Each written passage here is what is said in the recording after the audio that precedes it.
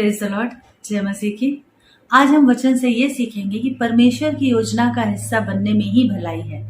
क्योंकि कई बार जब हम अपना इंसानी दिमाग लगाते हैं तो वहां पर होता यह है कि हम जो हमारी आशीषें हैं वो भी खो देते हैं और परमेश्वर के विरुद्ध काम कर बैठते हैं। बाइबल से हम इस चीज को वचनों के आधार पर समझेंगे और सीखेंगे कि क्यों हमें प्रभु की योजना का, परमेश्वर की योजना का हिस्सा बन के रहना है, क्योंकि उसी में हमारे लिए भलाई है। नीति उसका 22वां अध्याय, उसके पहले से चौथे वचन में अगर हम देखें तो वहां पर ऐसा लिखा हुआ है, जो सिप्पोर का पुत्र था बालाक, उसने देखा कि इजराइल ने एमोरियों से क्या किया। ये उस समय की बात है जब इजराइल प्रॉमिस लैंड की तरफ बढ़ रहे थे। इजरायली परमेश्वर एक एक करके उनको आगे बढ़ा रहा था, नगर नगर, देश देश आगे बढ़ा रहा था। वहां पर जो ये मोआबी राजा था, सिप्पोर का पुत्र बालाक, वो जो था वो इजरायलियों से डर गया था, क्योंकि उसने देखा था कि इजरायलियों के साथ कैसे उनका परमेश्वर यहोवा रहता है। और वहां पर उस बालाक राजा के समय में एक बिलाम नाम का भविष्यवक्ता रहता था, जो वैसे तो पैगन गॉड को मानता था, दूसरे देवताओं का मानने वाला था, लेकिन वो यहोवा की भी उपासना किया करता था,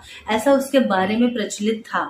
तो जो वहां पर लिखा हुआ है कि मोआबी और मिद्यानी जो पुरनीय थे, वो भावी कहने की दक्षिणा लेकर चले और बिलाम के पास पहुंचकर बालाक की बातें कह सुनाई। बालाक राजा ने बिलाम को बुलाया था कि भैया देखो, वो इजरायली यहाँ से दिखते हैं ऊंचे पहाड़ पर से कि वो सामने के मैदान में डेरा डाले हुए हैं और वो मोआब की तरफ कूच करेंगे। इससे पहले मैं फिजिकली युद्ध में तो जीत नहीं सकता, क्योंकि उनका परमेश्वर यहोवा उनकी ओर से लड़ता है। तो तुम कुछ ऐसा करो कि इनके खिलाफ भविष्यवाणी करो या इनको शाप दो, और तुम्हारे शाप के कारण इजरायली हार जाए और हमारी जीत हो जाए। और बिलाम जो था वो एक लालची भविष्यवक्ता था। वो कहने को तो कहता था कि हाँ मैं यहोवा से भी पूछता हूँ, लेकिन उसके अंदर लालच था और वो दूसरे देवताओं की भी उपासना किया करता था। पर जब ये लोग आए उसके पास, जब उसने अपने बड़े बड़े राजूचे पदमान वाले ऑफिसर्स को भेजा, पुरनियों को भेजा, और उन्होंने कहा राजा बालाक ऐसे तुमको बुला रहा है, चलो और उनके खिलाफ शाप दो या भविष्यवाणी करो चल के। तो उसने कहा रुक जाओ, मैं यहोवा से पूछता हूँ। उसने दिखावा तो ये किया बिलाम भविष्यवक्ता ने कि मैं यहोवा से पूछता हूँ, और वहां पर साफ लिखा है यहोवा ने उसको जाने से मना किया। जब एक बार परमेश्वर ने मना कर दिया तो बार बार पूछने का मतलब क्या। परमेश्वर ने बिलाम से कहा तू इनके संग मत जा, उन लोगों को शाप मत दे, क्योंकि वे आशीष के भागी हो चुके हैं। उत्पत्ति 12 में ही परमेश्वर ने अब्राहम से कह दिया था, जो तुझे शाप देगा वो शाप पाएगा, जो आशीष देगा आशीष, क्योंकि मैंने तुझे आशीष का मूल बनने के लिए चुना है। तो वो आशीष के भागी हो चुके हैं, तो उनको शाप देना ही नहीं है, लगेगा भी नहीं वो उनको। अच्छा, उसने कह तो दिया मोआबी हाकिमों से कि भैया चले जाओ, क्योंकि परमेश्वर यहोवा मुझे जाने से मना कर रहा है तुम्हारे साथ। लेकिन हुआ क्या, जब वो वापस गए और उन्होंने राजा बालाक को बताया तो बालाक ने उससे ज्यादा प्रतिष्ठित हाकिमों को भेजा बिलाम के पास। अभी जरा ये जो राजा बालाक है ये मोआबी है, और मोआब की हिस्ट्री हम और आप जानते हैं। मोआब वो है जो लूत की बेटियों से पाप में पैदा हुई संतान है। लूत ने क्या किया था, उत्पत्ति 19 में जब हम पढ़ के देखते हैं, जब अब्राहम ने कहा था लूत से कि भाई हमारे और तुम्हारे बीच में बहुत ज्यादा, उस समय धन संपदा जो होती थी वो पशु धन होता था, तो पशु बहुत हो गए हैं, जमीन चारे के लिए कम ना पड़े और हमारे चरवाहों में लड़ाई ना हो, तो तुम जो चाहो वो चुन लो। तो लूत ने आंखें उठा के देखा और हरी भरी वादी सदोम और अमोरा की चुन ली। हालांकि सदोम और अमोरा में उस वक्त पाप बहुत पाप था, और परमेश्वर के आगे की योजना में यह था कि उस सदोम और अमोरा को नष्ट करेगा आग गिराकर।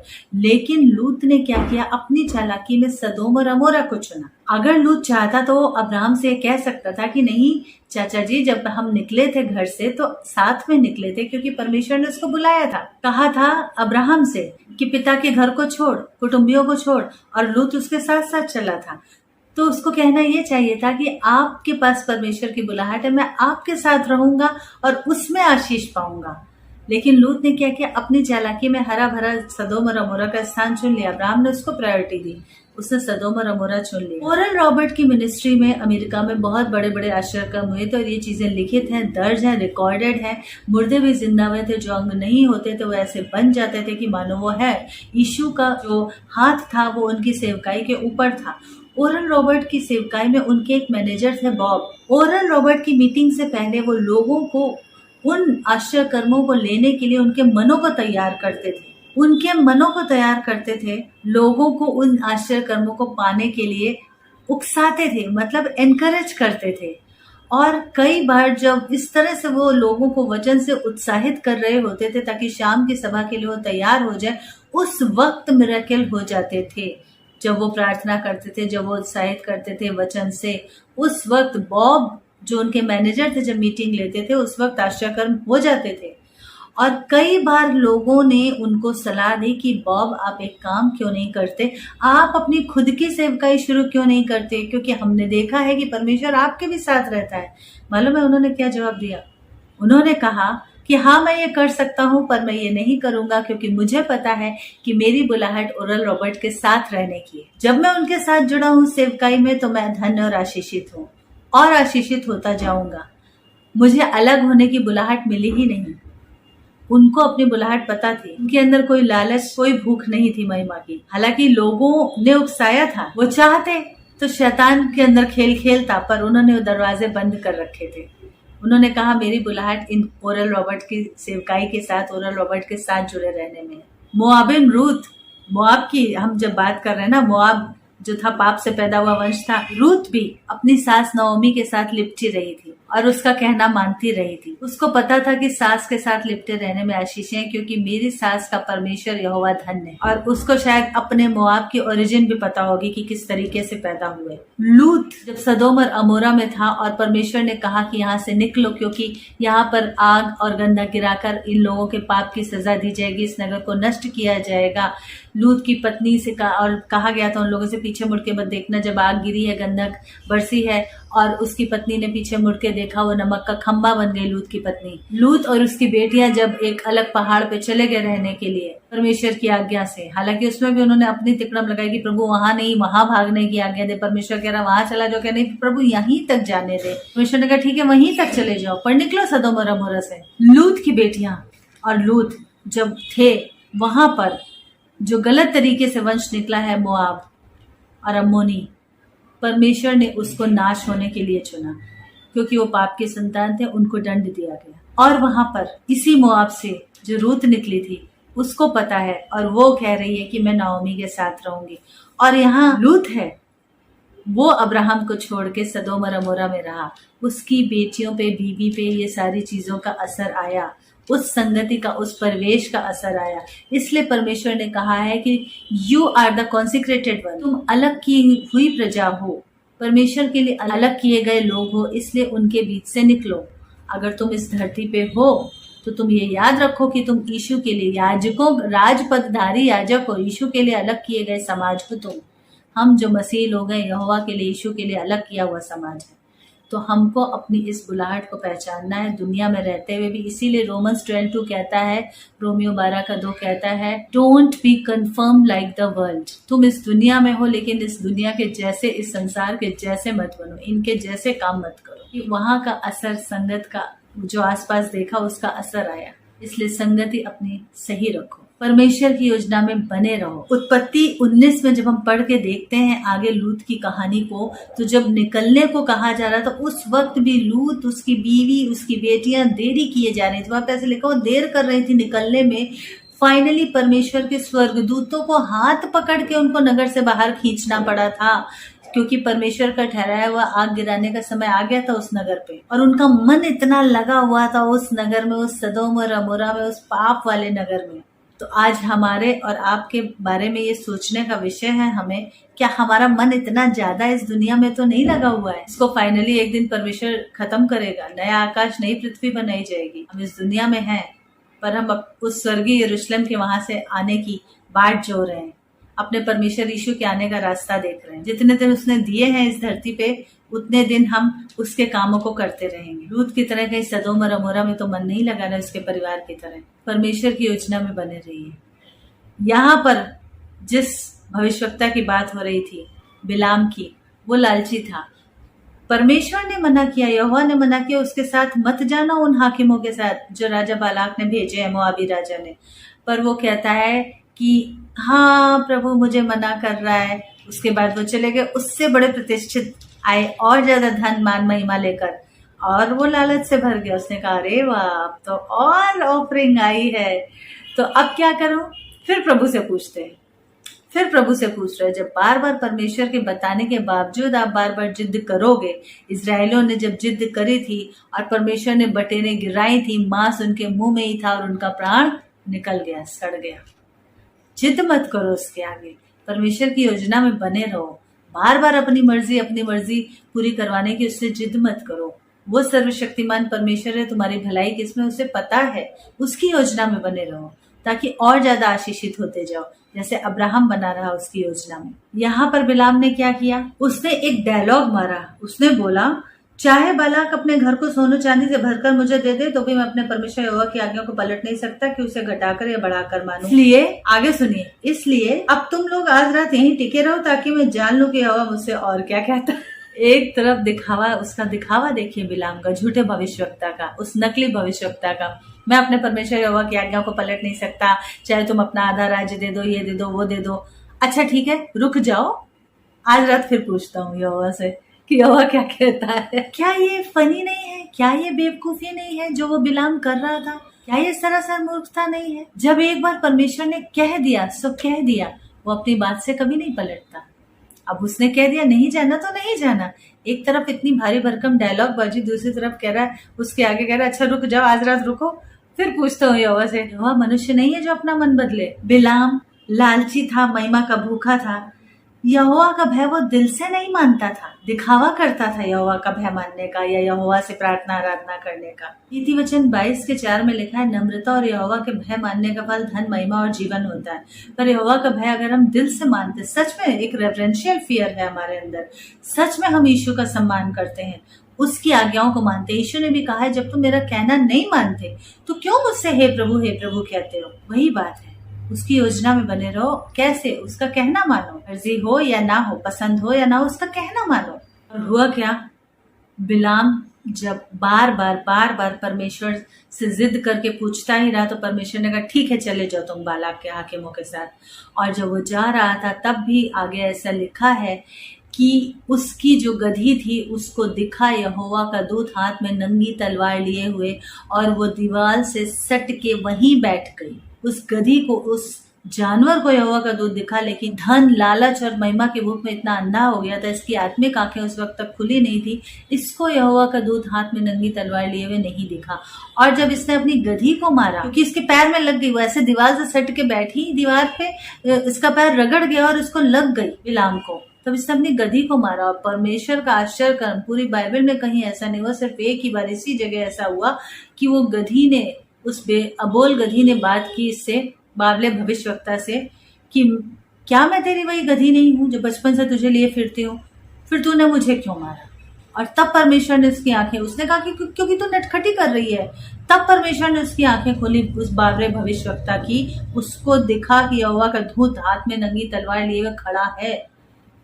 तब उसने माफी मांगी, तब परमेश्वर ने कहा कि ठीक है जाओ, मैं दिखाता हूं कि मैं क्या करूंगा। और जितनी बार वो गया, वहां पर अलग अलग स्थानों से खड़े होकर इजरायलियों को दूर से, पहाड़ से देखते हुए उनको शाप देने के लिए, उसके मुंह से शाप निकला ही नहीं, क्योंकि जिसको परमेश्वर ने आशीष देने की ठान ली है उसको धरती का कोई प्राणी, क्या शैतान भी शाप नहीं दे सकता, शैतान भी उसका बाल बांका नहीं कर सकता, क्योंकि जिस पर यहोवा के अनुग्रह की, यीशु के अनुग्रह की दृष्टि है, उसका कोई कुछ बिगाड़ नहीं सकता। कोई भी शाप व्यर्थ नहीं लगता, उसके मुंह से शाप निकलने भी नहीं पाया, परमेश्वर ने निकलने ही नहीं दिया। और फाइनली हुआ ये कि राजा बालाक उससे गुस्सा हो गया, वो बोला भाग जाओ यहाँ से, मैंने तुमको शाप देने के लिए बुलाया था, तुम जितनी बार भी मुंह खोलते हो आशीष ही आशीष देते जा रहे हो इजरायलियों को। तब बिलाम ने कहा मैं क्या करूं, यहोवा ने उनको आशीष देने की ठान ली है। तो जब तुम अपने घर में थे बिलाम, तब यहोवा तुमसे यही तो कह रहा था कि मत जाना, तब तुम्हें बात समझ नहीं आ रही थी। कहीं हम और आप भी तो ऐसी बेवकूफी नहीं करते, जबरदस्ती जिद तो नहीं चलाते अपनी उस सर्वशक्तिमान परमेश्वर के आगे। आज अपने आप को जांच लीजिए। और फाइनली बिलाम का अंत क्या हुआ पता है? यहोशू के 13 चैप्टर में उसके 22 वर्ष में 22वें पद में पढ़ के देखते हैं, और इजरायलियों ने उनके और मारे हुओं के साथ बोर के पुत्र भाभी कहने वाले बिलाम को भी तलवार से मार डाला। बिलाम का भी अंत तलवार से मार डाला गया तलवार से, क्योंकि उसने कहना नहीं माना था। बार बार बताने पर भी यहोवा का कहना नहीं माना था।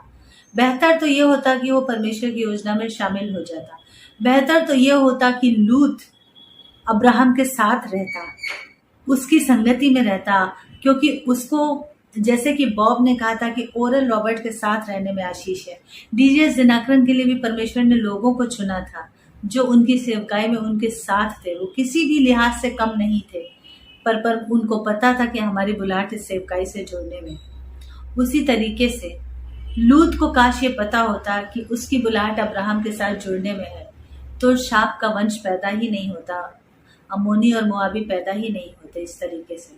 पतरस ने भी यहाँ तक कि बिलाम के विषय में अपनी पत्री में लिखा है, दूसरा पतरस उसके दूसरे अध्याय के 15वें और 16वें पद में ऐसा लिखा हुआ है, उन लोगों के बारे में जो लोभ करते हैं, उनके मन को लोभ करने का अभ्यास हो गया और वे संताप की संतान है। ऐसे लोगों के बारे में पतरस बिलाम का एग्जाम्पल देके कह रहा है कि वे सीधे मार्ग को छोड़कर भटक गए हैं। वे बओर के पुत्र बिलाम के मार्ग पर हो लिए हैं, जिसने अधर्म की मजदूरी को प्रिय जाना है, पर उसके अपराध के विषय में उलाहना दी गई है। और यहाँ तक कि अबोल गधी ने भी मनुष्य की बोली से उस भविष्यवक्ता को उसके बावलेपन से रोका। ऐसे लोगों के बारे में जो वचन से भटक गए हैं, जिनका मन दुनिया में लग गया है, जिनका मन लालच में लग गया है, लोभ में लग गया है, परमेश्वर का वचन ये चेतावनी देता है कि बिलाम की तरह मत करो, परमेश्वर की योजना में बने रहो। जिस बुलाहट से पौलुस ने भी डांटा है गलातियों की कलीसिया को एक जगह, और उसने कहा है जिस बुलाहट से तुम बुलाए गए थे, तुम आत्मा के अनुसार तुमने शुरू किया था, अब शरीर के अनुसार चल रहे हो। उसने गलातियों 4:16 में कहा, क्या तुमसे सच बोलने के कारण मैं तुम्हारा बैरी हो गया?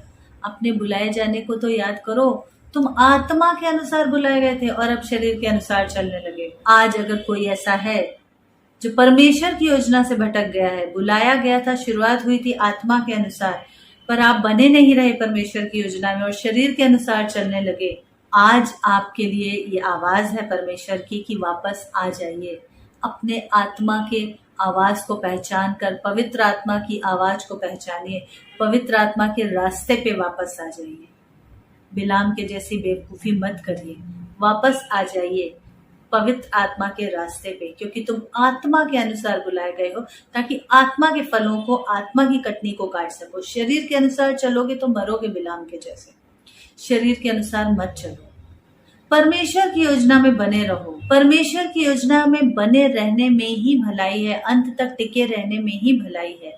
उसकी योजना ही सर्वोपरि होती है फाइनली, और हमें ये सीखना है और समझना है बाइबल से, और प्रार्थना करनी है कि प्रभु अंत तक, तेरे आने तक हमें इतना अनुग्रह देना कि हम तेरी योजना से बाहर ना जाएं, बल्कि तेरी योजना में बने रहें।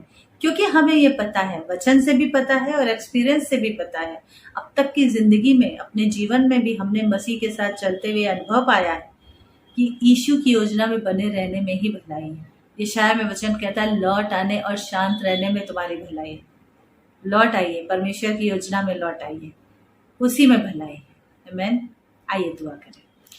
पिता यीशु के सामर्थशाली नाम में प्रभु जी दुआ करते हैं, अगर कोई आज ऐसा है जो इस वचन को सुन रहा है, जो चला तो आत्मा के अनुसार था पर चलने शरीर के अनुसार लगा, वो वापस आए तेरी योजना में, आत्मा की आवाज में वापस आए, आत्मा के रास्तों पे, पवित्र आत्मा के निगहबानी में, पवित्र आत्मा के डायरेक्शन में चलना वापस से शुरू करे।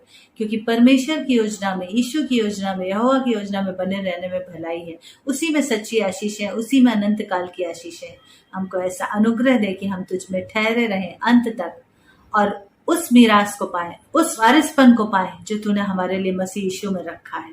यीशु मसीह के नाम में पिता, आमीन। God bless you.